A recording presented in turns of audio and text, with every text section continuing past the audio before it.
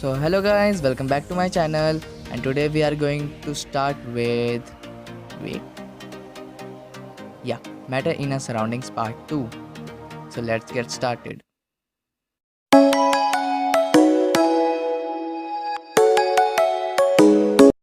So the contents are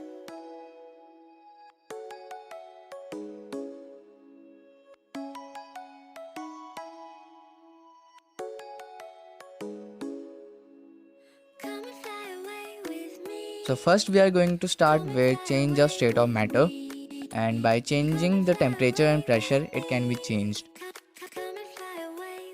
So first we are going to start with effect of change of temperature, and so let's start. Solid to liquid. On increasing the temperature of solids, the kinetic energy of the particle increases which overcomes the forces of attraction between the particles, thereby solid gets converted into liquids. So you guys be familiar with melting. So change of solid state of a substance into liquid is known as melting. Simple. So now we are going to study about melting point.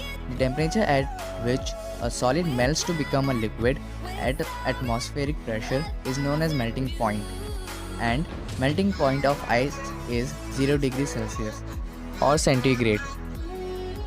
So now liquid to gas. On heating a liquid like water, the kinetic energy of its particle increases as high as in gas, thus causing the liquid to change into gas. So you guys must be familiar with boiling.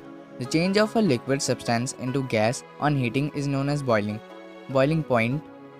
The temperature at which a liquid boils and changes rapidly into gas at atmospheric pressure is known as boiling point. Boiling point of water is 100 degrees Celsius or centigrade. So now gas to liquid. On cooling a gas like steam or water vapor, the kinetic energy of its particle is lowered down, causing them to move slowly and bringing them closer, forming a liquid. Condensation is a very simple topic, right? The process in which a gas on cooling turns into liquid at a specific temperature is known as condensation or liquefaction. Now, solid to liquid.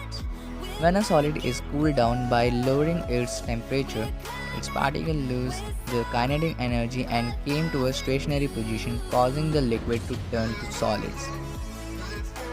Freeze. Freezing means the change of a liquid substance into solid by lowering its temperature is known as freezing. Freezing point.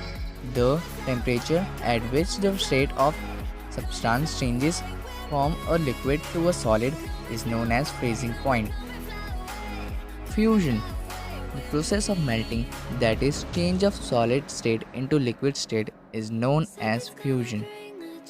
So now we are going to start with latent heat, and it's one of the most important topic of this chapter. So listen carefully.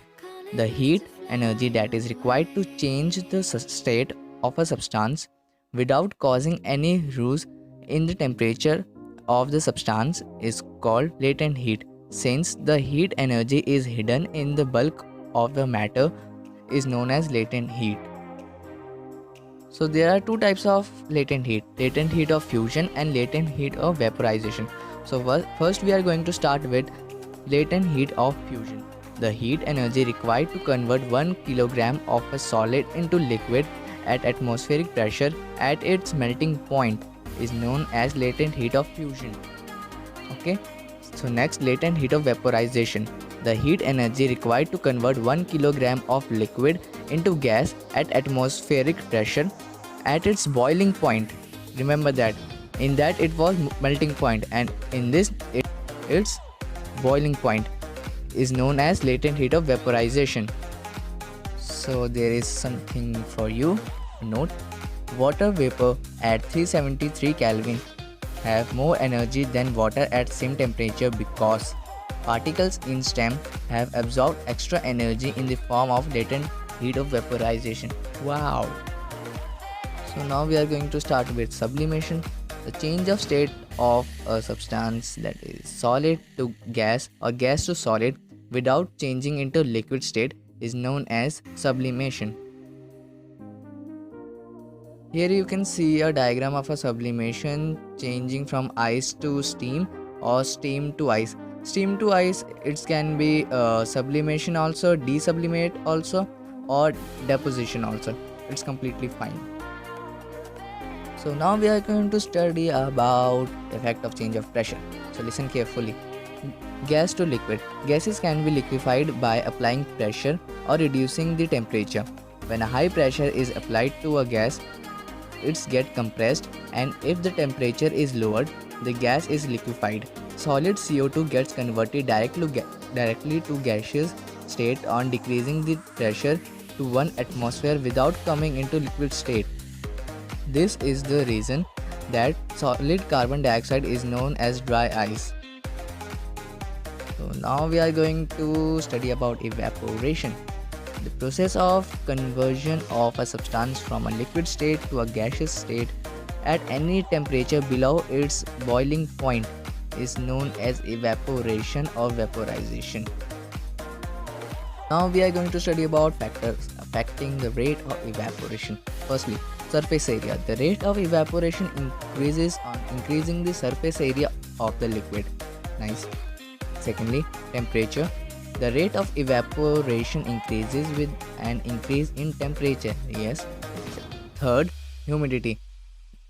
Decrease in the humidity increase the rate of evaporation. Yes, because humidity means the amount of water present in the atmosphere or in the air. Fourth, wind speed. An increase in wind speed increases the rate of evaporation. Evaporation causes cooling effect. Yes.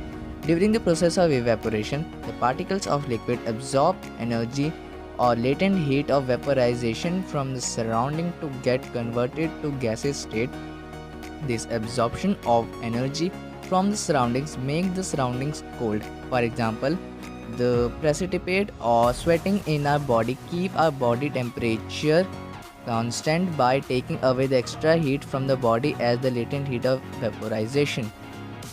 So here you can find a unit chart with symbols, so you can just note it down. So here we have some questions, so you can just go through it, and if you have any doubt, you can just comment me, so I will try to answer you as soon as possible. So here we came with the end. So thanks a lot guys for watching my video.